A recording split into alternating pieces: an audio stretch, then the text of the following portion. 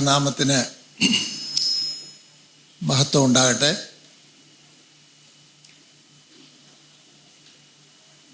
Volume കൂട്ടുമൊന്നും വേണ്ട, തന്നെ കൂടിക്കോളും.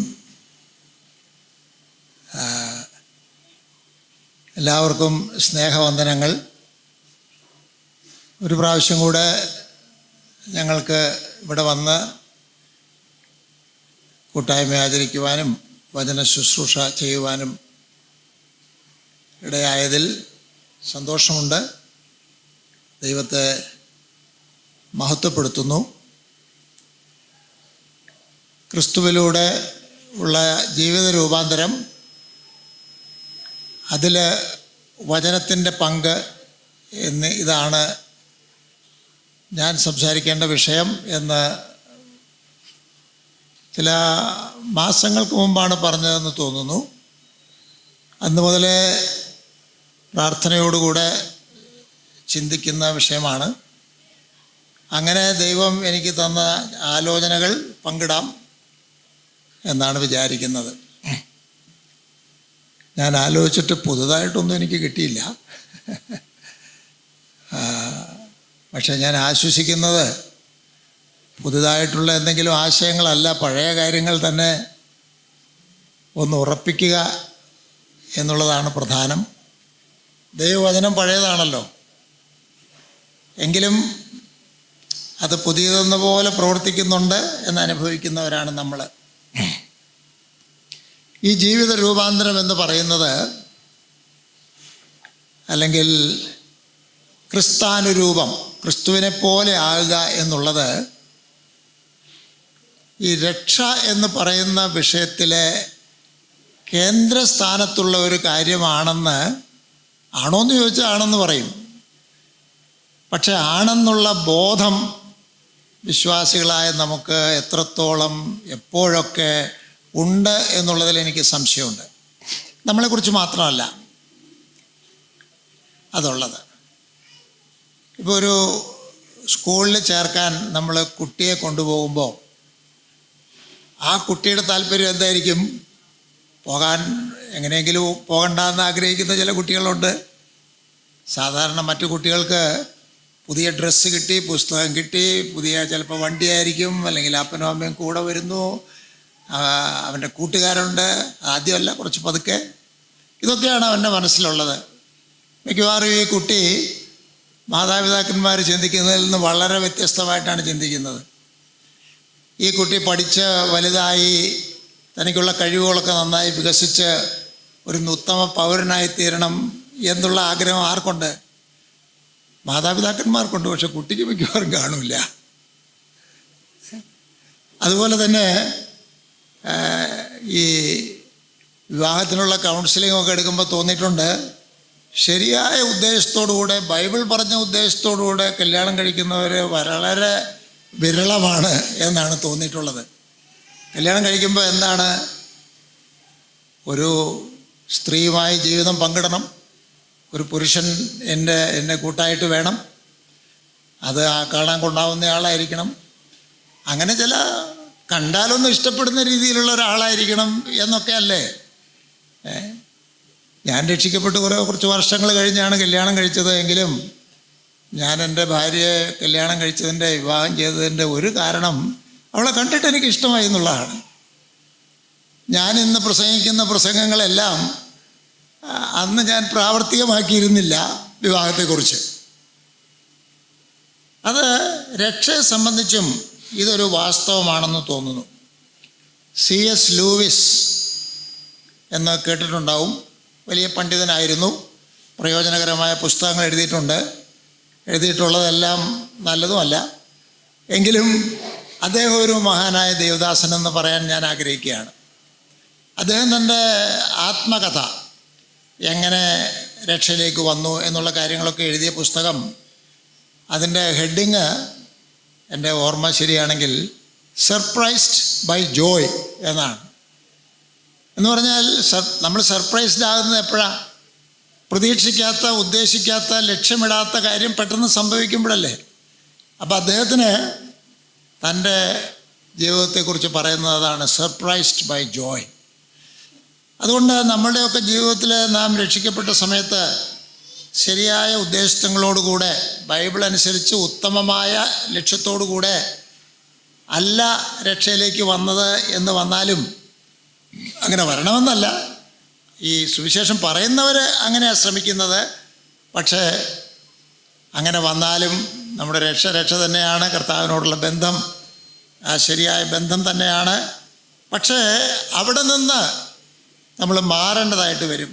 ജോളിസോരൻ അങ്ങനെ മുഖവരിയായി പറഞ്ഞപ്പോൾ ഈ സ്വർഗപ്രാപ്തി അതിനാണോ രക്ഷിക്കപ്പെടുന്നത്? പല ആളുകൾ രക്ഷിക്കപ്പെടുന്നത് പല ലക്ഷ്യങ്ങളോടുകൂടിയാണ്. നരകത്തിൽ പോകരുത്, സ്വർഗത്തിൽ പോകണം എന്നുള്ള ഒരു പരിപാടിയിൽ രക്ഷിക്കപ്പെടുന്നവരുണ്ട്. ഒരുപക്ഷെ ഒരുപാട് പേരും അധികം പേരും അങ്ങനെയൊക്കെ ആയിരിക്കും രക്ഷപ്പെടുന്നതെന്ന് തോന്നുന്നു. നല്ല കാര്യം, പരാതിപ്പെടേണ്ട കാര്യമൊന്നും അതിലില്ല. പക്ഷേ ജീവിതകാലം മുഴുവൻ വിശ്വാസിയായി ജീവിക്കുമ്പോൾ സ്വർഗത്തിൽ പോയാൽ മതി, നരകത്തിൽ പോകാതിരുന്നാൽ മതി എന്നുള്ളതാണ് ജീവിത ലക്ഷ്യവും പ്രാർത്ഥനയും പരിശ്രമവും എങ്കിൽ അത് വലിയൊരു കുറവാണ്. ഈ ലോകത്തിലെ അനുഗ്രഹങ്ങളെ ഉദ്ദേശിച്ചായിരിക്കും ചിലപ്പോൾ ആളുകൾ രക്ഷയിലേക്ക് വരുന്നത്. ഞങ്ങളൊക്കെ വടക്കേ ഇന്ത്യയിൽ കാണുന്ന ഒരു കാര്യം, മീറ്റിങ്ങിനൊക്കെ ആദ്യം വരുന്ന ആളുകളെല്ലാവരും തന്നെ രോഗസൗഖ്യമോ വീട്ടിലെ പ്രശ്നങ്ങളുടെ പരിഹാരമോ ഓടിപ്പോയ മകൻ തിരിച്ചു വരിക എന്നോ ഇങ്ങനെയൊക്കെയുള്ള എന്തെങ്കിലും ഉദ്ദേശമില്ലാത്തവർ ആരും തന്നെ യേശുവിനെ അറിയണം, യേശുവിനോട് ചേർന്ന് ജീവിക്കണം, അല്ലെങ്കിൽ അങ്ങനെയൊന്നും പറഞ്ഞു വരുന്നവർ, ഇനി മോക്ഷപ്രാപ്തി വേണമെന്ന് പറയുന്നവർ തന്നെ കുറവാണ്. അതൊക്കെ പിന്നീടുള്ള മീറ്റിങ്ങുകളിലാണ് അത് വരുന്നത്. അപ്പോൾ അതൊക്കെ എല്ലായിടത്തും അങ്ങനെയൊക്കെ തന്നെയാണ്. നമ്മളിൽ ചിലരെങ്കിലും ഈ അനുഭവത്തിലേക്ക് വന്നത് ബൈബിൾ പഠിച്ച് സത്യങ്ങൾ മനസ്സിലാക്കി, അപ്പോൾ സത്യാനുസാരിയായി ജീവിക്കണം, ഈ സത്യങ്ങൾക്കെതിരെ ജീവിച്ചാൽ ശരിയാവില്ല എന്ന് ചിന്തിച്ച് വരുന്നതായിരിക്കുന്ന ആളുകളൊക്കെ ഉള്ളത്. എൻ്റെ പിതാവ് രക്ഷയുടെ അനുഭവത്തിലേക്ക് വന്ന സമയത്ത് തൻ്റെ പാരമ്പര്യ സഭ ഉപേക്ഷിക്കാൻ പരിപാടിയില്ലായിരുന്നു എന്ന് മാത്രമല്ല, വല്ല നിവൃത്തിയും ഉണ്ടെങ്കിൽ അവിടെ നിന്നുകൊണ്ട് രക്ഷിക്കപ്പെട്ട ജീവിതം ചെയ്യണം എന്ന് ആഗ്രഹിക്കുകയും പരിശ്രമിക്കുകയും ഒക്കെ ചെയ്ത ആളാണ്. പക്ഷേ ചില സത്യങ്ങൾ മനസ്സിലായപ്പോൾ എൻ്റെ ഈ പാരമ്പര്യ സഭയിൽ ഉള്ള കാര്യങ്ങൾ വചന സത്യങ്ങൾക്ക് അനുകൂലമല്ല എന്ന് കണ്ടപ്പോൾ മാറാൻ നിർബന്ധിതനായി മാറിയതാണ്. അതിൻ്റെ പുറകെ പോയവരാണ് ഞങ്ങളൊക്കെ. അപ്പോൾ അതുകൊണ്ട് നമുക്ക് രക്ഷിക്കപ്പെടുന്ന സമയത്ത് ശരിയായ മുഴുവനായ ഉദ്ദേശങ്ങൾ ഇല്ലാതെ തന്നെ രക്ഷയിലേക്ക് വന്ന ആളുകൾ ധാരാളം ഉണ്ടായിരിക്കും. അപ്പോൾ അങ്ങനെയാണെങ്കിൽ നമുക്ക് ചിന്തിക്കാം, ഈ രക്ഷിക്കപ്പെടുന്നതിൻ്റെ ശരിയായ ഉദ്ദേശം, അതിൻ്റെ സാധ്യത, അതിൻ്റെ സ്കോപ്പ് എന്താണ് എന്നുള്ളത് ഒന്നുകൂടെ ചിന്തിക്കാം. ദൈവത്തിൻ്റെ രക്ഷാ പദ്ധതി നമ്മൾ അതിലാണല്ലോ ഉൾപ്പെട്ടിരിക്കുന്നത്. അതെന്താണെന്നുള്ളത് ഒരു അവലോകനം പറയുന്നത് ഈ സമയത്ത് നിങ്ങൾക്ക് ചിലപ്പോൾ തോന്നും ഇതൊക്കെ എന്തിനാ പറയണേ, ഞങ്ങൾക്കറിയാമല്ലോ. എങ്കിലും ഈ രക്ഷയെക്കുറിച്ചുള്ള ആദ്യ പാഠങ്ങൾ ആവർത്തിച്ച് കേട്ട് ഉറപ്പിക്കുന്നത് നല്ലതാണല്ലോ. അതുകൊണ്ട് ഞാൻ പറയട്ടെ, എവിടെ ഇത് ആരംഭിക്കുന്നത്? ഇത് ആരംഭിക്കുന്നത് നിത്യതയിലാണ്. തീർച്ചയായിട്ടും സർവ സൃഷ്ടിക്ക് മുൻപ് സൃഷ്ടാവായ ദൈവത്തിൻ്റെ നിർണയങ്ങൾ, ദൈവിക നിർണയങ്ങൾ എന്ന് പറയുന്നതിൽ ഇതെല്ലാം പെടും. ഞാൻ അങ്ങനെ വേദശാസ്ത്രപരമായി പോകാൻ ഇപ്പോൾ തുനിയുന്നില്ല. നമുക്കറിയാവുന്ന ഒരു കാര്യം, ദൈവം ആകാശവും ഭൂമിയും സൃഷ്ടിച്ചു. ദൈവം സകലവും സൃഷ്ടിച്ചു. 6 ദിവസം കൊണ്ട് എല്ലാം സൃഷ്ടിച്ചു. 6-ാമത്തെ ദിവസം മനുഷ്യനെ സൃഷ്ടിച്ചു. മനുഷ്യനെ സൃഷ്ടിച്ചപ്പോൾ മനുഷ്യന് ദൈവത്തിൻ്റെ ഗുണങ്ങളുണ്ടായിരുന്നു. ദൈവിക സ്വഭാവത്തിൽ ഒരളവിൽ ശരിയായി മനസ്സിലാക്കിയാൽ അവൻ പങ്കാളിയായിരുന്നു. പക്ഷെ പെട്ടെന്ന് തന്നെ മനുഷ്യൻ കൽപ്പന ലംഘിച്ചു, പാപം ചെയ്തു. പാപം ചെയ്തപ്പോൾ എന്ത് സംഭവിച്ചു? എളുപ്പത്തിന് ഞാൻ പറയാം, 2 കാര്യങ്ങൾ സംഭവിച്ചു. ഒന്ന്, ഈ മനുഷ്യൻ, ദൈവസ്വരൂപത്തിൽ സൃഷ്ടിക്കപ്പെട്ട മനുഷ്യൻ വഷളായി തീർന്നു. ഉള്ളിൽ നിന്ന് കേടുപാടുകൾ കാര്യമായി സംഭവിച്ചു. അതിനെ നമ്മൾ ജന്മപാപം എന്നൊക്കെ പറയും. മാത്രമല്ല, ദൈവത്തിൻ്റെ കൽപ്പന ലംഘിക്കുന്നത് ഗൗരവമായ കാര്യമാണ്. കൽപ്പന ലംഘിച്ചപ്പോൾ കുറ്റക്കാരനായി, വേണമെങ്കിൽ കേസെടുക്കാവുന്നുള്ള സ്ഥിതിയായി. ദൈവത്തിൻ്റെ സന്നിധിയിൽ എല്ലാ കുറ്റങ്ങൾക്കും കേസുണ്ട് കേട്ടോ. അങ്ങനെ കുറ്റക്കാരനും ശിക്ഷായോഗ്യനുമായ ഒരു ആളായി പോലീസിനെ കാണുമ്പോൾ കള്ളൻ ഓടുന്നത് പോലെ ദൈവം വരുമെന്നറിഞ്ഞ് ഓടിയ കഥ നമ്മുടെ ആദ്യ മാതാപിതാക്കന്മാർ ഓടിയ കഥ നമുക്കറിയാമല്ലോ. അങ്ങനെ ആയിത്തീർന്നു മനുഷ്യൻ. പക്ഷേ ദൈവത്തിന് ഇത് മുൻപ് തന്നെ ഒരു പ്ലാൻ ഉണ്ടായിരുന്നു. ആ പ്ലാൻ എന്താണെന്നുള്ളത് ഒരിക്കലും മറന്നു പോകരുത്. ആ ഓവറോൾ പ്ലാൻ ഓഫ് ഗാഡ് അതൊരിക്കലും മറന്നു പോകരുത്.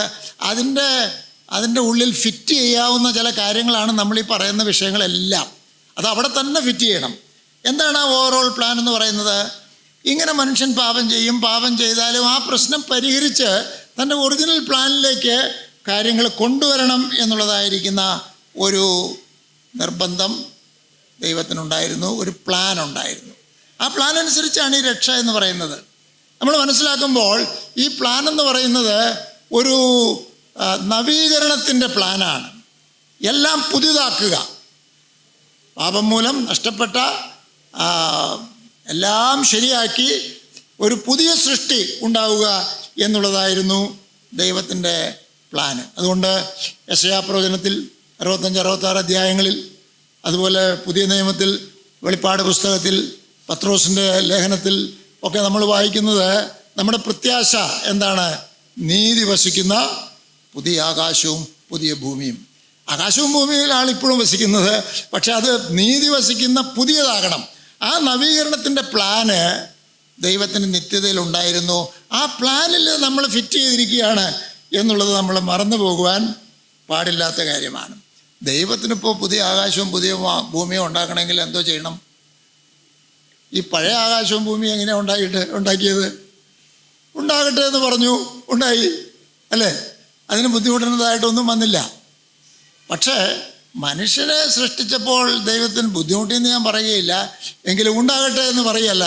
ഞങ്ങളുടെ സ്വഭാവത്തിൽ സ്വരൂപത്തിൽ മനുഷ്യൻ ഉണ്ടാകട്ടെ എന്നല്ല പറഞ്ഞത്. മണ്ണെടുത്ത് കുഴച്ച് രൂപമുണ്ടാക്കി അതിലൂതി അങ്ങനെ മനുഷ്യൻ ജീവനുള്ള ദേഹിയായി തീർന്നു.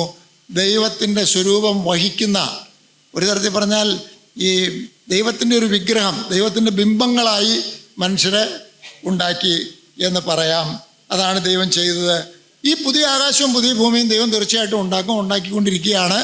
അങ്ങനെ ഉണ്ടാക്കുമ്പോൾ അതിലെ ഒരു പ്രധാനപ്പെട്ട വളരെ പ്രസക്തമായൊരു വിഷയം, അവിടെ ആർ പാർക്കും, എങ്ങനെയുള്ളവർ പാർക്കും എന്നുള്ളതാണ്. അവിടെ പാർക്കാൻ യോഗ്യരായ മനുഷ്യർ വേണം. ദൈവം അതാണ് ഇന്ന് ചെയ്തുകൊണ്ടിരിക്കുന്നത്. പൂർണ്ണമായും നവീകരിക്കപ്പെട്ട, പുതുക്കപ്പെട്ട സ്ത്രീകളും പുരുഷന്മാരും ആ പുതിയ ആകാശവും പുതിയ ഭൂമിയും എന്ന പുതു സൃഷ്ടിയിൽ വാഴാനായിട്ട് വേണം. അതിൻ്റെ കാര്യമാണ് ഇപ്പോൾ ഗൗരവമായി നടക്കുന്നത്. എന്നിലും നിങ്ങളിലും ദൈവം ചെയ്യാൻ ആഗ്രഹിക്കുന്ന അതാണ്. നമ്മളെ ഒന്ന് പുതുക്കിയെടുത്ത്, നമ്മളെ ഒന്ന് ശരിയാക്കി, ദൈവം സൃഷ്ടിക്കാൻ പോകുന്ന പുതിയ ആകാശവും പുതിയ ഭൂമിയും അതിലേക്ക് പാർക്കുവാൻ നമ്മളെ യോഗ്യരാക്കുക എന്നുള്ളതാണ്. ആ പ്രവർത്തനമൊക്കെ ഇപ്പോൾ തുടങ്ങിയിട്ടുണ്ട് എന്ന് പറയുമ്പോൾ നമ്മിൽ മാത്രമല്ല, ഈ ആകാശവും ഭൂമിയും ഒക്കെ പുതിയതാകണം എന്നുള്ള ആ കാര്യവും തുടങ്ങിയിട്ടുണ്ടെന്ന് ഒരർത്ഥത്തിൽ പറയാമെന്ന് തോന്നുന്നു. അതുകൊണ്ടാണല്ലോ പൗലോസ് അപ്പോസ്തലൻ പറഞ്ഞത് 2 കൊരിന്ത്യർ 5-ാം അധ്യായത്തിൽ, ഒരുത്തൻ ക്രിസ്തുവിലായാൽ പുതിയ സൃഷ്ടി ആകും എന്നാണോ? ആകുന്നു എന്നാണ്. പഴയത് കഴിഞ്ഞു പോകുമെന്നാണോ? പഴയത് എല്ലാം കഴിഞ്ഞു പോയി, എല്ലാം പുതുതായി തീർന്നിരിക്കുന്നു എന്നാണ്. അപ്പോൾ അതൊക്കെ എങ്ങനെയാണ്? അതെല്ലാം പുതുതായോ, പുതിയ ആകാശം വന്നോ, പുതിയ ഭൂമി വന്നോ എന്നൊക്കെ ചോദിച്ചാൽ നമുക്കതിന് ഉത്തരം പറയേണ്ടി വരും. പ്രസിദ്ധമായ ഉത്തരവുണ്ട്, ഓൾറെഡി നോട്ട് യെറ്റ് എന്നാണ്. വന്നു പക്ഷെ വന്നില്ല, വന്നുകൊണ്ടിരിക്കുകയാണ്, പൂർത്തിയായില്ല. ആ പദ്ധതി ആരംഭിച്ചിരിക്കുകയാണ്. ഒരിക്കലും മറക്കരുത്, ആ നവീകരണ പദ്ധതിയുടെ ഭാഗമായിട്ടാണ് നമ്മളെല്ലാം ഇരിക്കുന്നത് എന്നുള്ളതാണ് നമ്മൾ മറക്കരുതാത്ത കാര്യം. അപ്പോൾ അങ്ങനെ പുതിയ ആകാശവും ഭൂമിയും വരുമ്പോൾ സമ്പൂർണ്ണ നവീകരണം പ്രാപിച്ച വിശ്വാസികളായി, മനുഷ്യരായി, സ്ത്രീകളും പുരുഷന്മാരുമായി നമ്മൾ അവിടെ വാഴും ദൈവത്തോടു കൂടെ. ദൈവത്തിൻ്റെ ആദ്യത്തെ ഉദ്ദേശം അതായിരുന്നു. നമ്മെ സൃഷ്ടിച്ചപ്പോൾ എന്താ പറഞ്ഞത്? സകലത്തെയും അടക്കി വാഴണം എന്ന് പറഞ്ഞിട്ടാണ് അവരെ അനുഗ്രഹിച്ചത്. ആ വാഴാനുള്ള തയ്യാറെടുപ്പാണ് ഇപ്പോൾ ഇവിടെ നടന്നുകൊണ്ടിരിക്കുന്നത്. അപ്പോൾ ദൈവം അതിനായിട്ട് പ്ലാൻ ചെയ്തു എന്ന് പറഞ്ഞാൽ ദൈവം അതിനായിട്ട് ആദ്യം തന്നെ ചെയ്ത ഒരു കൂട്ടത്തെ അങ്ങ് തിരഞ്ഞെടുത്തു. അതൊക്കെ ദൈവത്തിന് മാത്രമേ ചെയ്യാൻ പറ്റുള്ളൂ. ആളുകൾ ജനിക്കുന്നതിന് മുൻപ് ദൈവം നമ്മുടെയൊക്കെ പേരെഴുതി എല്ലാം അങ്ങോട്ട് തിരഞ്ഞെടുത്തുകൊണ്ട് കാര്യമില്ലല്ലോ. തിരഞ്ഞെടുത്ത ആളുകൾക്ക് വേണ്ടി അതൊരു വ്യവസ്ഥ നോക്കാത്ത തിരഞ്ഞെടുപ്പായതുകൊണ്ടാണ് നമ്മളതിൽ ഉൾപ്പെട്ടത്. പക്ഷേ ഈ തിരഞ്ഞെടുത്ത ആളുകൾ അന്ന് ജനിച്ചിട്ടില്ല. പക്ഷേ അവരൊക്കെ പാപം ചെയ്ത് ഏറ്റവും ജീർണതയുള്ള ആളുകളായിട്ട് തീരും എന്ന് ദൈവത്തിന് അറിയാമായിരുന്നു. അതുകൊണ്ട് ദൈവം എന്ത് ചെയ്തു? പാപത്തിന് പരിഹാരം ഉണ്ടാക്കേണ്ടത് ആവശ്യമാണ്. പാപത്തിന് പരിഹാരം എന്ന് പറയുമ്പോൾ നേരത്തെ പറഞ്ഞ 2 കാര്യങ്ങളുണ്ട്, 2 തലങ്ങളുണ്ട്. ഒന്ന്, പാപം മൂലം മനുഷ്യൻ ഉള്ളിൽ നിന്ന് വഷളായി തീർന്നിരിക്കുകയാണ്. അപ്പോൾ ഉള്ളിലെ പുതുക്കം വേണം. അതാണ് ഈ ജീവിത രൂപാന്തരം എന്ന് പറയുന്നത്. 2, കുറ്റം ചെയ്ത് ഒളിച്ചോടുന്ന ആളുകളെപ്പോലെ ആയിരിക്കുന്ന മനുഷ്യൻ, മത്സരികളായിരിക്കുന്ന മനുഷ്യൻ, ശിക്ഷയ്ക്ക് യോഗ്യരായിരിക്കുന്ന മനുഷ്യൻ, അവൻ എന്ത് സംഭവിക്കണം? ശിക്ഷയിൽ നിന്ന് മുക്തരാവണം, ദണ്ഡവിമോചനം കിട്ടണം. അതിനുള്ള കാര്യം ദൈവം ചെയ്തു. ത്രിയേക ദൈവത്തിൻ്റെ രക്ഷാപദ്ധതിയാണ്. പുത്രൻ മനുഷ്യനായി ലോകത്തിലേക്ക് വന്നു, പാപം ചെയ്യാതെ ജീവിച്ചു, പാപികൾക്ക് വേണ്ടി പാപിയെപ്പോലെ മരിച്ചു. അപ്പോഴൊക്കെ കർത്താവിന് വളരെ വ്യക്തമായിട്ട് അറിയാം, ഈ രക്ഷാപദ്ധതി നടപ്പിൽ വരുത്തുകയാണ്. തന്നിൽ വിശ്വസിക്കുന്ന, താൻ തിരഞ്ഞെടുത്തിരിക്കുന്നവരെല്ലാം വിശ്വസിക്കും, അവരെ വിശ്വസിക്കുന്നുള്ളൂ. തന്നിൽ വിശ്വസിക്കുന്ന എല്ലാവരുടെയും പാപങ്ങളുടെ ശിക്ഷ താൻ തൻ്റെ മേലെ ഏറ്റെടുത്തു, മരിച്ചുയർത്തെഴുന്നേറ്റു. നമുക്കറിയാം, അതുകൊണ്ട് മുഴുവനായില്ല.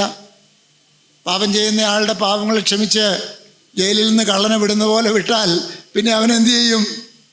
കുറച്ച് സൂണർ ഓർ ലേറ്റർ അവൻ തൻ്റെ പണി തുടങ്ങും.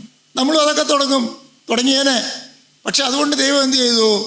ഇനി പാപത്തെ സ്നേഹിക്കാതിരിക്കാൻ, ഇനി പാപത്തെ വെറുക്കുവാൻ, ഇനി പാപം വിടുവാൻ, വിശുദ്ധിയിലേക്ക് വില കൊടുത്ത് ഓടുവാൻ നമ്മെ ദൈവം തയ്യാറാക്കി. അതിന് നമ്മൾ സാധാരണ പറയുന്നത്, ആ പ്രവൃത്തിയുടെ ആരംഭത്തിന് സാധാരണ പറയുന്നത് വീണ്ടെടുപ്പ് അല്ലെങ്കിൽ വീണ്ടും ജനനം എന്നുള്ള വാക്കാണ് ഞാൻ ഇപ്പോൾ ഉപയോഗിക്കാൻ ആഗ്രഹിക്കുന്നത്. റീജനറേഷൻ, വീണ്ടും ജനനം. മത്തായി സുവിശേഷം 19-ാം അധ്യായം വായിക്കുമ്പോൾ ഈ കർത്താവ് പറഞ്ഞ ഉത്തരത്തിലെ പുനർജനനം, വീണ്ടും ജനനം മനുഷ്യന് മാത്രമല്ല ഭൂമിക്ക് മുഴുവനുണ്ടെന്നാണ്. ഇതൊക്കെ ഒരു പ്ലാനാണെന്നുള്ളതാണ് നമ്മൾക്ക് അവിടെ നിന്ന് മനസ്സിലാക്കാൻ സാധിക്കുന്നത്. നമ്മളെക്കുറിച്ച് അധികം പറയുന്നത് കാരണം അതാണല്ലോ ആവശ്യം. ഏറ്റവും വലിയ പ്രശ്നം ആ ഭൂമിയിൽ പാർക്കാൻ ആരുണ്ടാകുമെന്നുള്ളതാണ്. അതുകൊണ്ട് നമ്മെ വീണ്ടും ജനിപ്പിക്കുന്നു, നമ്മെ അതിന് തയ്യാറാക്കുന്നു, ഭൂമിയെ ദൈവം തയ്യാറാക്കുന്നു. അതിൻ്റെ പ്രധാനപ്പെട്ട കാര്യങ്ങളൊക്കെ കർത്താവ് വരുമ്പോഴാണ് ചെയ്യാൻ പോകുന്നത്, പൂർത്തിയാക്കുന്നത് എന്ന് നമുക്കറിയാം. അങ്ങനെ നമ്മിൽ ആ ഒരു ജീവിത രൂപാന്തരത്തിന് ആവശ്യമായ കരുക്കൾ ദൈവം കൂട്ടി അത് ഉപയോഗിക്കുന്നതായിട്ട് നമ്മൾ കാണുന്നു.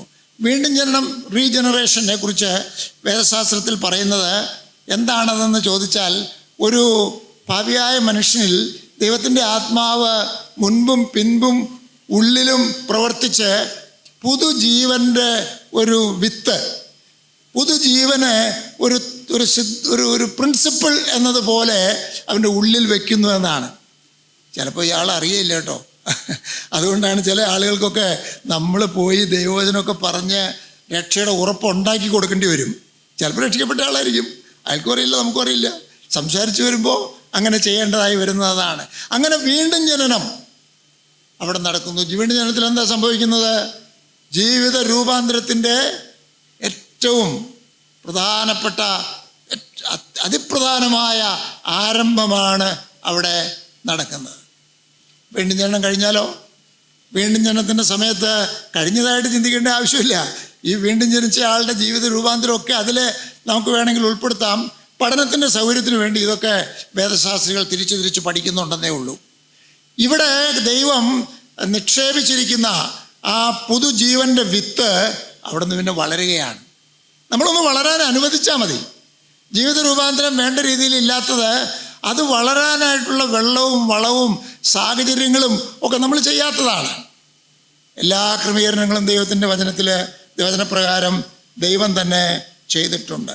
അതുകൊണ്ട് ദൈവം നമ്മെ അങ്ങനെ തിരഞ്ഞെടുത്ത നമ്മിൽ ദൈവം തൻ്റെ പുതുജീവനെ പ്രവേശിപ്പിച്ച് നമ്മുടെ ജീവിതത്തിലെ ജീവിത രൂപാന്തരത്തിന് അല്ലെങ്കിൽ ക്രിസ്തുവിന് അനുരൂപരായി തീരുവാൻ വേണ്ടതെല്ലാം അവിടെ ചെയ്തിരിക്കുകയാണ്.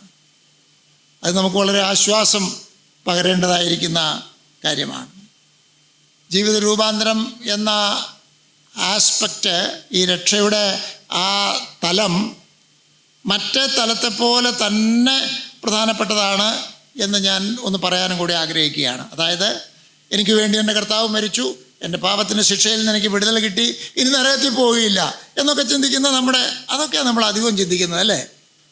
അതായി അധികം ചിന്തിക്കുന്നത്. അത് അടിസ്ഥാനമാണ്, അത് ഒരിക്കലും മാറരുത്. അത് ഉറപ്പിച്ചതായതുകൊണ്ട് ഞാൻ അധികം പറയുന്നില്ലെന്നേ ഉള്ളൂ. പക്ഷേ അവിടം കൊണ്ട് നിർത്തരുത്. കാരണം ഈ രക്ഷാപദ്ധതിയിൽ ഇതുള്ളതുപോലെ തന്നെ മറ്റേതുമുണ്ട്. ഇതിലേതെങ്കിലും ഒന്ന് എടുക്കാൻ പറ്റുകയുമില്ല കേട്ടോ. അങ്ങനെ ഇത് ചില്ലറ കൊടുക്കുന്ന പോലെ ആവശ്യമുള്ളത് ചോദിച്ചു മേടിക്കാൻ പറ്റുകയില്ല. ഈ രക്ഷ എന്ന് പറയുന്നത് ഒരു പാക്കേജാണ്. അത് മുഴുവനായിട്ട് ദൈവം കൊടുക്കുകയുള്ളൂ. ചിലർ പറയും, ഞാൻ യേശുവിനെ രക്ഷകനായിട്ട് അംഗീകരിച്ചു, കർത്താവായിട്ട് അംഗീകരിച്ചിട്ടില്ല എന്നുള്ള സാധ്യതകളെക്കുറിച്ചൊക്കെ പറയും. അതൊന്നും നടക്കുന്ന കാര്യമല്ല.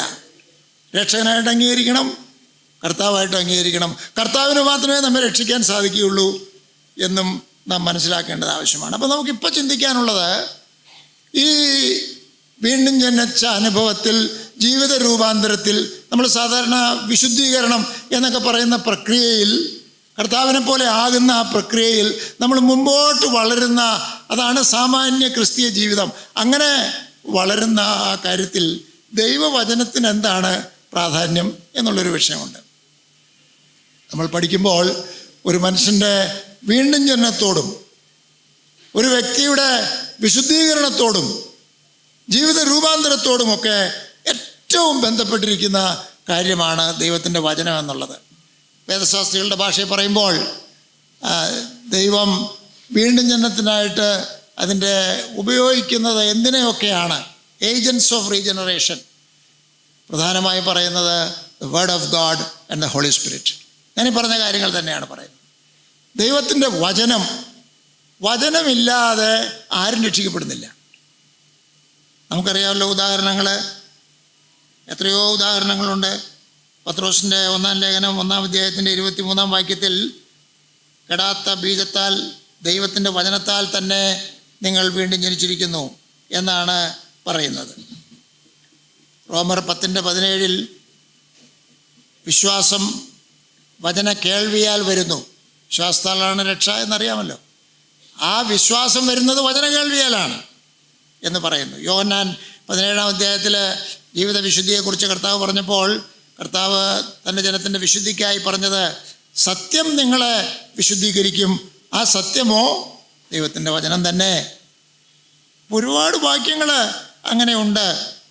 അപ്പോസ്തലപ്രവൃത്തികൾ 2-ാം അധ്യായത്തിൽ യഹൂദന്മാരായ യേശുവിനെ ക്രൂശിച്ചതിൽ ഉത്തരവാദികളായ യഹൂദന്മാർ ദൈവവചനം കേട്ട് മാനസാന്തരപ്പെട്ടു. ദൈവവചനം കേട്ടാണ്. അല്പം ദീർഘമായ ഒരു പ്രസംഗം ദൈവവചനത്തിൽ നിന്ന്, ദൈവവചനം തന്നെ പത്രോസ് പ്രസംഗിച്ചു. വചനം കൈക്കൊണ്ടവർ, അവരെക്കുറിച്ചാണ് പിന്നെ പറഞ്ഞിരിക്കുന്നത്. അവർ ശിഷ്യത്വത്തിൻ്റെ പാതയിലേക്ക് വന്നു, സഭയിൽ ചേർന്നു, കർമ്മങ്ങളൊക്കെ ചെയ്ത്, ആ 4 കർമ്മങ്ങൾ 4 ക്രിയകൾ ചെയ്ത് അവർ ജീവിച്ചു എന്ന് നമ്മൾ കാണുന്നു. അപ്പോസ്തലപ്രവൃത്തികൾ 20:32 ദൈവവചനത്തെക്കുറിച്ച് പറയുന്നത്, അവർ പറയുന്നത്, നിങ്ങളെ ഞാൻ ദൈവത്തിൻ്റെ കൃപയിലേക്ക്, കൃപയുടെ വചനത്തിലേക്ക് വരമേൽപ്പിച്ചിരിക്കുന്നു. പൗലോസിന് അവിടുന്ന് പോകേണ്ട സമയമാണ്. ആരെ ഏൽപ്പിച്ചിട്ട് പോകും? ഈ ആളുകളൊക്കെ വളർന്ന് ദൈവം ഉദ്ദേശിച്ചിരിക്കുന്ന രക്ഷയുടെ അനുഭവത്തിൽ വളരുമെന്നുള്ളതിന്, നിലനിൽക്കുമെന്നുള്ളതിന് വിശ്വാസികളെക്കുറിച്ചും സഭകളെക്കുറിച്ചും എന്താണ് ഗ്യാരണ്ടി? പൗലോസ് ചെയ്തു. ദൈവത്തെയും കൃപയുടെ വചനത്തെയും വരമേൽപ്പിച്ചു. കാരണം ദൈവത്തിൻ്റെ വചനത്തിന് അതിനുള്ള ശക്തിയുണ്ട് എന്നുള്ളതാണ്. അപ്പോൾ വചനത്തിന് വളരെ പ്രാധാന്യം ഈ കാര്യത്തിലുണ്ടെന്നുള്ളത് ഞാൻ എടുത്തു പറയാൻ മാത്രമാണ് ആഗ്രഹിക്കുന്നത്. അപ്പോൾ എന്താണ് നമുക്ക് ഈ വചനത്തോടുള്ള ബന്ധത്തിൽ നമ്മുടെ ഉത്തരവാദിത്വം എന്താണ്? നമ്മുടെ ഉത്തരവാദിത്വം എന്ത് ചെയ്യാം? അപ്പോൾ എനിക്ക് പഴയ കാര്യങ്ങളെ പറയാനുള്ളൂ. ഇതും പഴയത് തന്നെയാണ്. ഒന്ന്, എല്ലാവരുടെയും കയ്യിൽ സ്വന്തമായ ബൈബിൾ ഉണ്ടാവുക. ആ ബൈബിൾ പോയി പ്രിൻ്റ് ചെയ്ത ബൈബിൾ വേണോ മൊബൈലിലെ ബൈബിൾ വേണോ എന്ന് ചോദിച്ചാൽ സിം ഇല്ലാത്ത മൊബൈലാണെങ്കിൽ കുഴപ്പമില്ലെന്ന് ഞാൻ പറയും. അങ്ങനെ ബൈബിളുണ്ട് കേട്ടോ, ഡിജിറ്റൽ ബൈബിൾ. സിം ഇല്ലാത്ത മൊബൈലാണെങ്കിൽ അത്രയും കുഴപ്പമില്ല. പക്ഷേ എനിക്ക് അതിനോടല്ല ഇഷ്ടം.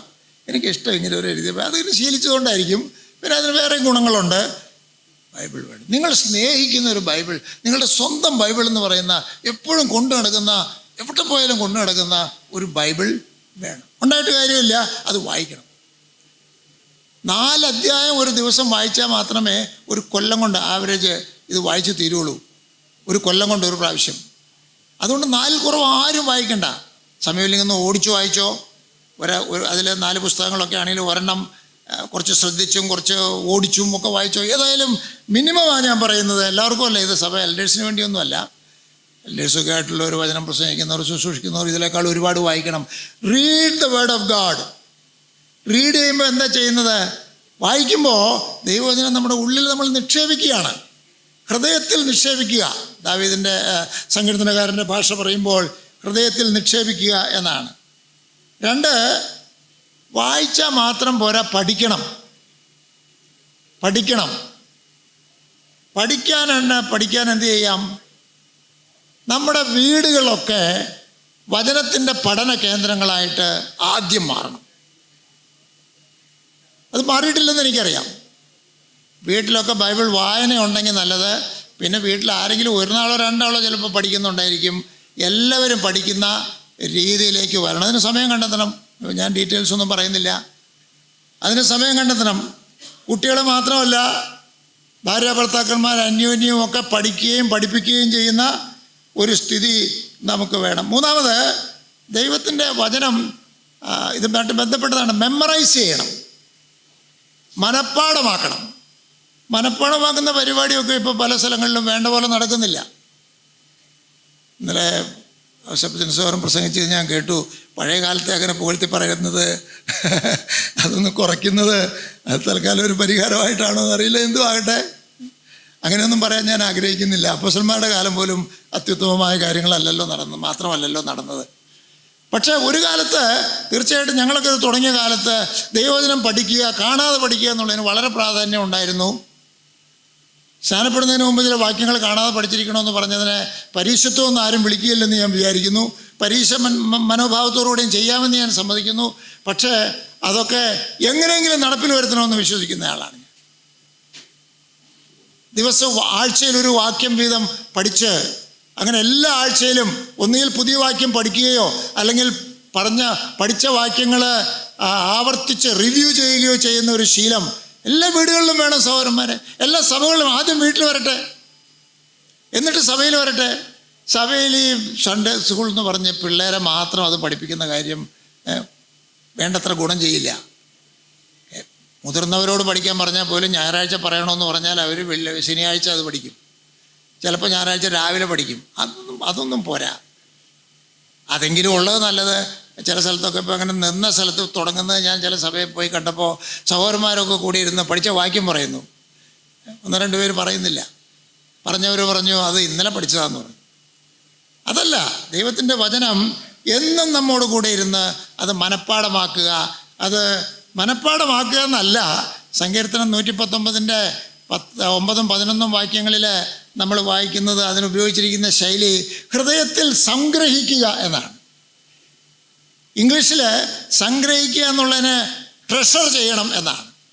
എന്ന് പറഞ്ഞാൽ വിലയേറിയ സാധനങ്ങൾ നമ്മൾ പിന്നെ കൊണ്ടുപോയി സൂക്ഷിച്ചു വയ്ക്കുന്നത് പോലെ ദൈവത്തിൻ്റെ വചനം നമ്മുടെ ഹൃദയത്തിൽ സംഗ്രഹിച്ച് വെക്കണം. അത് നാം ചെയ്യേണ്ടതായിരിക്കുന്ന കാര്യമാണ്. 4, ദൈവവചനത്തെക്കുറിച്ച് പറയുന്നത് ഇത് ധ്യാനിക്കണം. ഇന്ന് ധ്യാനത്തെക്കുറിച്ച് പറഞ്ഞപ്പോൾ ഏതാണ്ട് അങ്ങനെയൊക്കെ ഒന്ന് സൂചിപ്പിച്ചിരുന്നു. ദൈവത്തിൻ്റെ വചനം, അത് ഈ മനഃപ്പാഠമാക്കിയ വചനം ധ്യാനിക്കാൻ എളുപ്പമാണ്.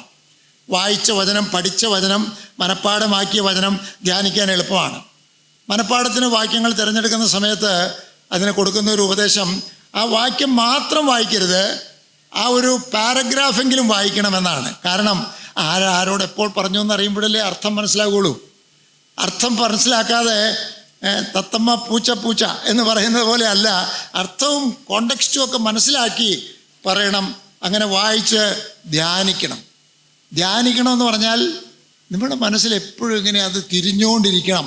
അതാണ് ഈ കമ്പ്യൂട്ടറൊക്കെ നമ്മൾ ഉപയോഗിക്കാതിരിക്കുമ്പോഴും അത് പ്രവർത്തിച്ചുകൊണ്ടിരിക്കുകയാണെന്ന് ഞാൻ മനസ്സിലാക്കിയിട്ടുണ്ട്. ഇടയ്ക്കൊന്ന് റിഫ്രഷ് ചെയ്താൽ മതി, റെഡി ടു യൂസ്. നമ്മുടെ ബ്രെയിൻ വലിയൊരു കമ്പ്യൂട്ടറാണെന്നല്ലേ പറയുന്നത്. നമ്മുടെ മനസ്സിൽ നമ്മുടെ വ്യക്തിത്വത്തെ സ്വാധീനിക്കുന്ന നിലയിൽ നമുക്ക് ഇഷ്ടപ്പെട്ട എല്ലാ വചനവും ഇഷ്ടപ്പെടണം. ഇഷ്ടപ്പെട്ട ദൈവവചനങ്ങൾ മനഃപ്പാഠമാക്കുകയും അതിനെ ധ്യാനിക്കുകയും ചെയ്യുമ്പോൾ ജീവിത രൂപാന്തരം സംഭവിക്കും. അതിനുള്ള മരുന്നായി പറയുന്നത്, അതിനുള്ള വഴികളായി പറയുന്നത്. അതൊന്നുമില്ലാതെ എന്തെങ്കിലും സൂത്രം പ്രയോഗിച്ചാൽ അത് നടക്കുകയില്ല. മാത്രമല്ല, ദൈവത്തിൻ്റെ വചനത്തെക്കുറിച്ച് ഉള്ള പ്രധാനപ്പെട്ട വേറൊരു കാര്യം ദൈവത്തിൻ്റെ വചനം പ്രസംഗിക്കുക എന്നാണ്. സമയത്തും അസമയത്തും പ്രസംഗിക്കുക എന്നാണ്.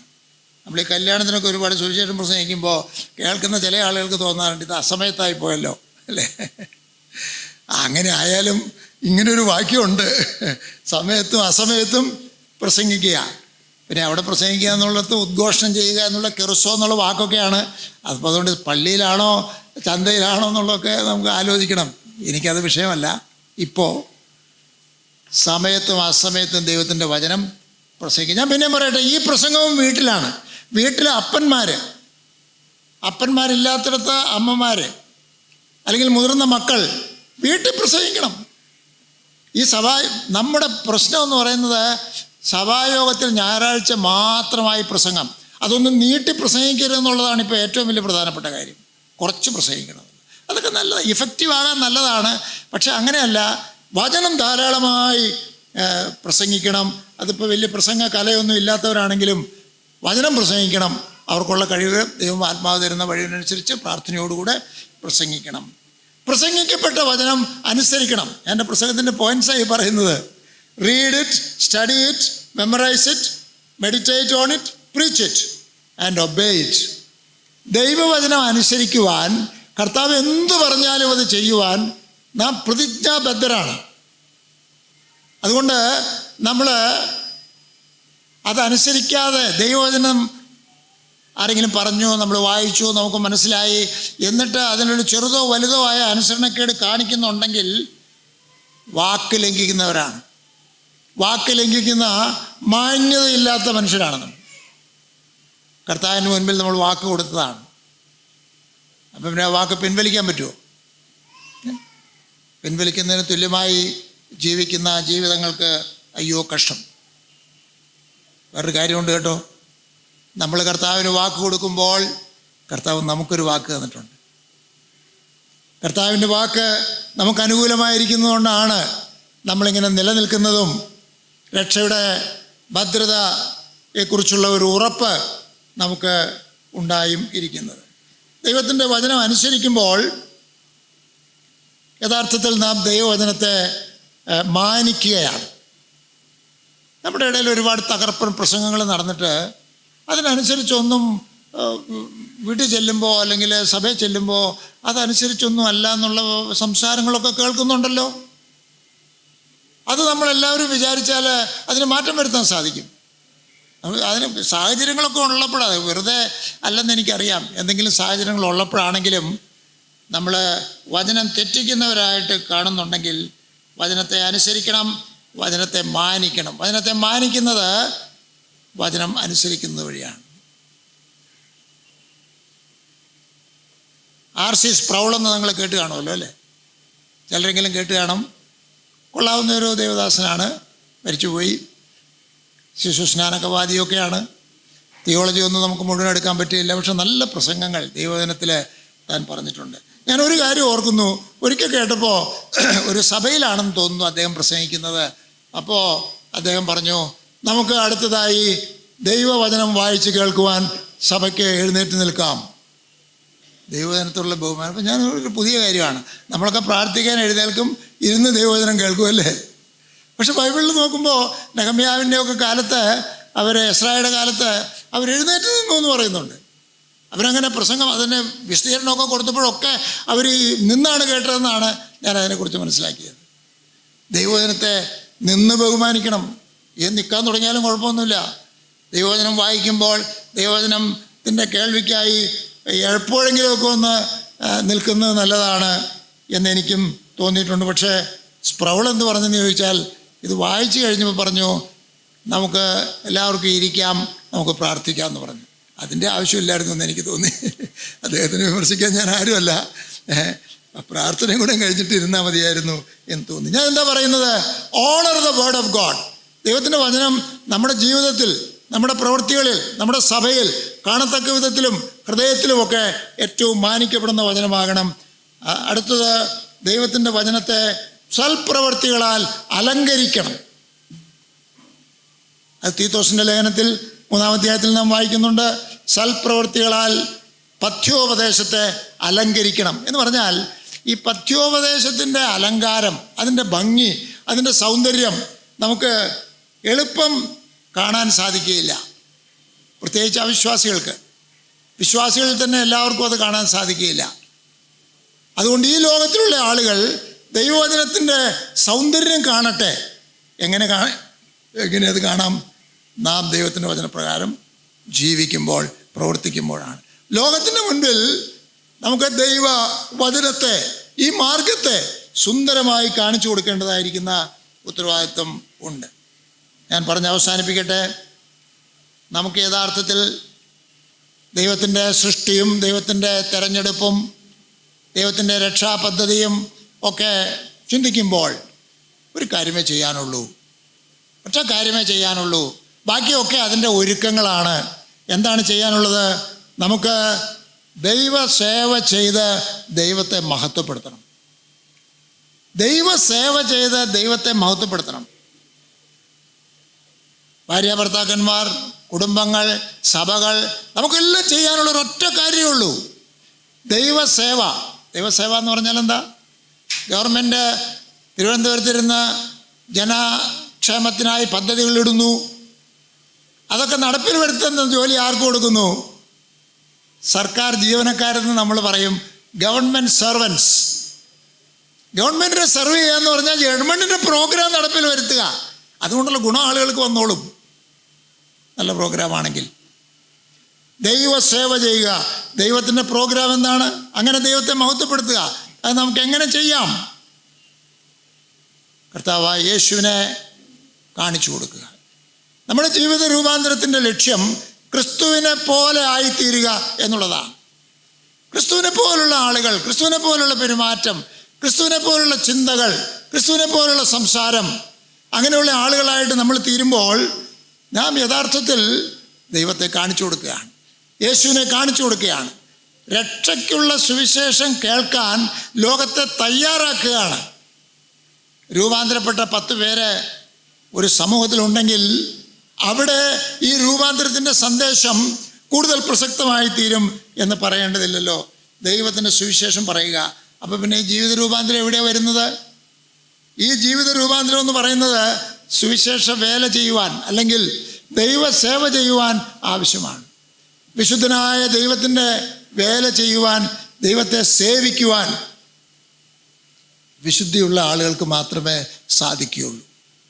അതുകൊണ്ട് നമ്മുടെ ലക്ഷ്യം വിശുദ്ധനായി ജീവിക്കണം എന്നുള്ളതായിരിക്കുന്ന ഒരു ലക്ഷ്യമായിരിക്കണം. വിശുദ്ധിയുടെ 2 വശങ്ങൾ ഞാൻ പറഞ്ഞു. 1, പാപത്തിന്മേൽ വിജയം ഉണ്ടായിരിക്കണം. 2, ജീവിതത്തിൽ രൂപാന്തരം, പുതിയ ആളുകളായിട്ട് മാറണം. ഇത് രണ്ടും ബന്ധപ്പെട്ടതാണ്. ഒന്നിൽ നിർത്തരുത്. നമ്മുടെ ജീവിതത്തിലെ പാപം വരാതിരിക്കുവാൻ പാപത്തിന്മേൽ വിജയമുള്ളവരായി ജീവിക്കണം. അതിനെ ഞാൻ ഒന്നുകൂടെ ആവർത്തിച്ച് പറയട്ടെ. ദൈവം തൻ്റെ വചനം നൽകിയിരിക്കുന്നത് പാപം ചെയ്യാതെ ജീവിക്കാനാണ്. ആ വചനത്തെ നാം പര്യാപ്തമായ രീതിയിൽ ഉപയോഗിച്ചാൽ പാപത്തിന്മേൽ വിജയമുള്ളവരായി നമുക്ക് ജീവിക്കുവാൻ സാധിക്കും. ക്രിസ്തുവിനെ അനുകരിക്കുന്നവരായി, ക്രിസ്താനുരൂപരായി നമുക്ക് തീരണം. എങ്കിൽ മാത്രമേ ദൈവസേവ ചെയ്യാൻ സാധിക്കുകയുള്ളൂ. യേശുവിനെ പോലെ ആയി ആളുകൾ നമ്മളെ ഒന്ന് പുകഴ്ത്താൻ വേണ്ടിയിട്ടല്ല. പാപം ചെയ്യാതെ ജീവിക്കുമ്പോൾ സമൂഹത്തിലൊരു നല്ല പേരുണ്ടാവും. ആ ചേട്ടൻ, ആ ചേച്ചി നല്ല ചേച്ചിയാണ്, അതിനു വേണ്ടിയിട്ടല്ല. നാം വിശുദ്ധരായി ക്രിസ്താനുരൂപരായി ജീവിച്ചാൽ മാത്രമേ നമ്മെ കുറിച്ച് ദൈവം ഉദ്ദേശിക്കുന്ന, ദൈവത്തോടുകൂടെ ദൈവരാജ്യത്തിൻ്റെ സേവ ചെയ്ത് വാഴുക എന്നുള്ള കാര്യം നമുക്കിപ്പോൾ ചെയ്യാൻ സാധിക്കുകയുള്ളൂ. അതിനുള്ള സകല കാര്യങ്ങളും ക്രമീകരണങ്ങളും ദൈവം തൻ്റെ പദ്ധതിയിൽ ഉൾപ്പെടുത്തിയിട്ടുണ്ട്. കാൽവറിയിലെ കുരിശ്, ആ കുരിശിലെ മരണം അതിൻ്റെ അടിസ്ഥാനമാണ്. നമുക്ക് പരിശുദ്ധാത്മാവിനെ നൽകി, വീണ്ടും ജനനം നൽകി, നമ്മുടെ ഉള്ളിലിരുന്ന് പരിശുദ്ധാത്മാവ് പ്രവർത്തിക്കുന്നത് ഇത് സാധ്യമാക്കുവാനാണ്. എവിടെയാണ് നമ്മുടെ കുറവ്? നമുക്കത് തിരിച്ചറിയാം, അതിലേക്ക് തിരിച്ചു വരാം. ദൈവത്തിൻ്റെ വചനത്തെ സ്നേഹിക്കുവാനും അതിൽ രസിക്കുവാനും അതിനെ അനുസരിക്കുവാനും നമുക്കൊരു പുനഃസമർപ്പണം ചെയ്യാം. ദൈവത്തിൻ്റെ സ്വഭാവം നമ്മിൽ തൻ്റെ ദൈവസ്വഭാവത്തിൻ്റെ പങ്കാളികളായി തീർന്ന് നമ്മെ കാണുന്നവർ ദൈവത്തിൻ്റെ ഒരു ബിംബം കാണുന്നത് പോലെ ആയിത്തീരുവാൻ നമുക്ക് നമ്മെ തന്നെ സമർപ്പിക്കാം. ദൈവത്തിൻ്റെ വചനം പറയുന്നത് അനുസരിച്ചാൽ പിന്നെ ബാക്കി കാര്യങ്ങൾ ചെയ്യുന്ന ദൈവത്തിൻ്റെ പരിശുദ്ധാത്മാവാണ്. ഞാൻ പറഞ്ഞതിൽ ഒരു വിത്ത് വീണാൽ ആ വിത്ത് എന്താ വളരാതിരിക്കുന്നത്? കളപറിച്ച് കളഞ്ഞില്ല, വെള്ളം കൊടുത്തില്ല, വളം കൊടുത്തില്ല. അതൊക്കെ നമ്മളാണ് ചെയ്യേണ്ടത്. അതൊക്കെയാണ് ഈ ക്യാമ്പുകളിൽ വല്ലപ്പോഴും സഭകളിൽ, വീടുകളിൽ അതാണ് നടക്കേണ്ടത്. നമുക്ക് നമ്മെ തന്നെ ദൈവസന്നിധിയിൽ സമർപ്പിക്കാം, പ്രത്യാശയോടുകൂടെ മുന്നേറാം, കുറവുകൾ മനസ്സിലാക്കാം. ദൈവം നമ്മെ തൻ്റെ ഹിതപ്രകാരം പൂർണ്ണതയുള്ളവരാക്കി തീർക്കും. കർത്താവ് വരുമ്പോഴല്ല, അപ്പോഴുണ്ട്, അപ്പോഴേ പൂർണ്ണതയുള്ളൂ.